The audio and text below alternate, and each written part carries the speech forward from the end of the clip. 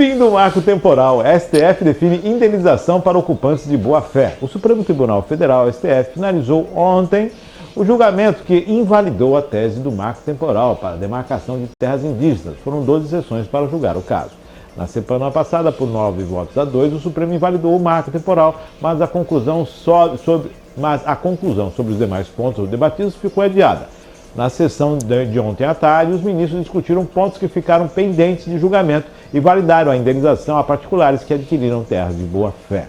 A indenização por benfeitorias e pela terra nua valerá para proprietários que receberam dos governos federais e estaduais títulos de terras que deveriam ser consideradas como áreas indígenas.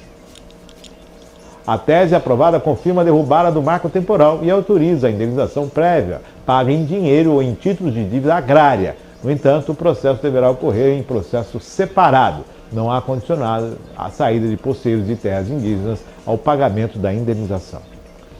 Durante a sessão, o ministro Alexandre de Moraes voltou para garantir a indenização dos proprietários de boa-fé. O ministro citou o caso de colonos que lutaram na Guerra do Paraguai e receberam títulos de terras no Mato Grosso e no Mato Grosso do Sul.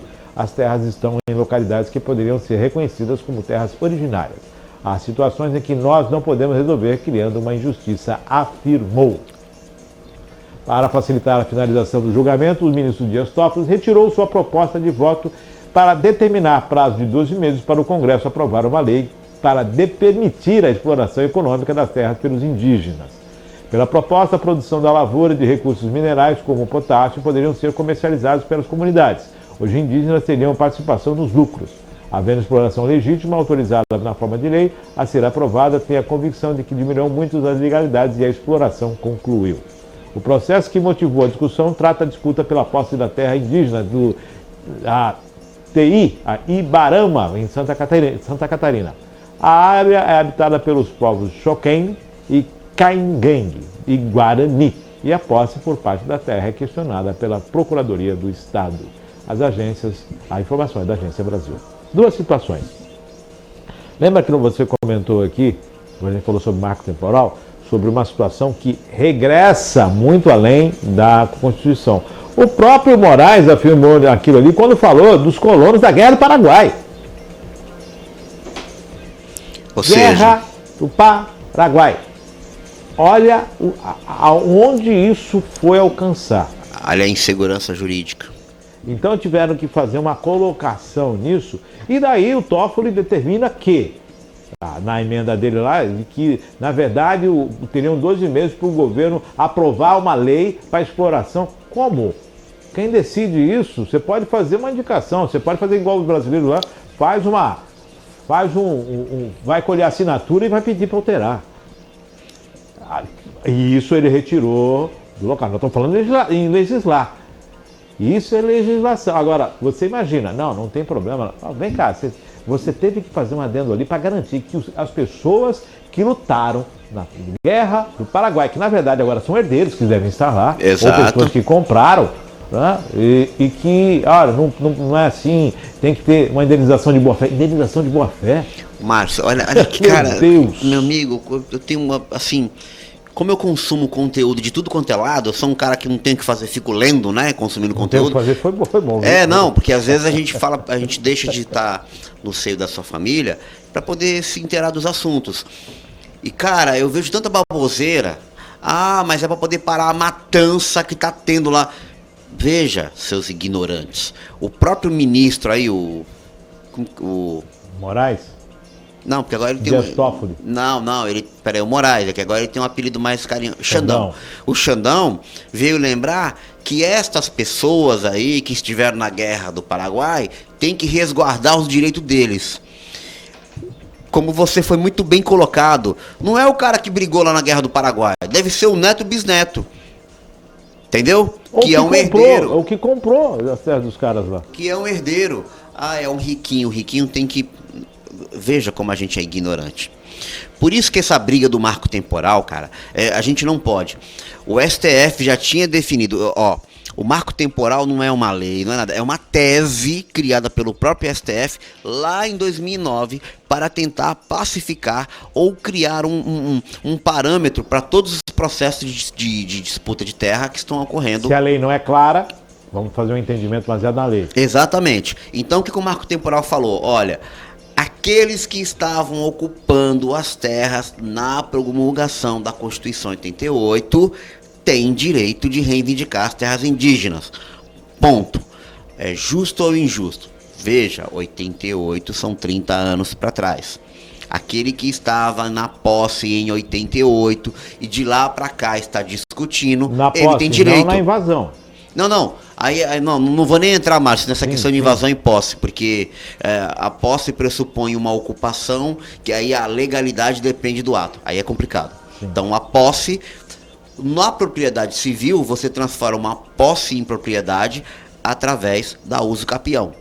Tá? É um procedimento. Estou no local, me comporto como dono, nunca fui esbulhado, então a lei me garante o direito de me tornar proprietário.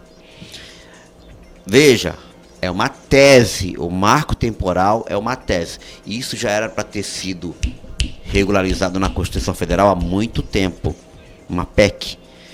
Todas as disputas de terras indígenas só passam a ter validade para aqueles que ocupam ou ocuparam, porque eles podem ter sido esbulhados, podem ter sido tirados das suas terras, na data da promulgação da Constituição, acho que é 5 de outubro de 88. Beleza, não você deixar em aberto, que é o que estava antes, e dizer o seguinte: se um laudo antropológico, que é isso que eles falam, provar que em algum momento houve povos originários que andaram por aquela terra, tem direito de discussão. Gente, o Brasil, gente, em 1500 o que tinha aqui era índio, era indígena, eram povos originários. Você está criando a possibilidade de uma instabilidade jurídica nacional que vai avançar na propriedade civil. Tá? Aí... Ah, mas é terra indígena. Não, está avançando a propriedade civil, porque você está criando uma possibilidade de terra devoluta, que é devolver a terra para o Estado e o Estado determinar para os indígenas. E curiosamente nos processos tem outros estados, que são os estados, quando eu falo estado, estado de modo geral, tá? A União, a Federação.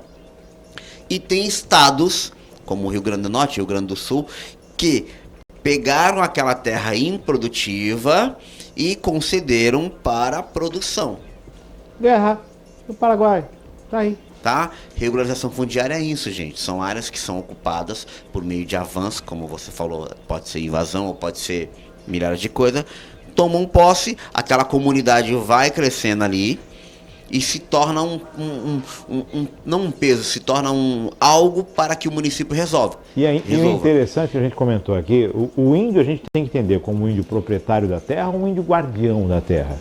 Porque eu dou a terra para o índio, mas você é proprietário e você é guardião. Se você for proprietário, você pode explorar. Isso. Se você for guardião, agora... Então... Aí entra no outro coisa que você falou da exploração aí, que diz o seguinte, que vamos garantir a indenização para o proprietário de boa-fé. Legal, show.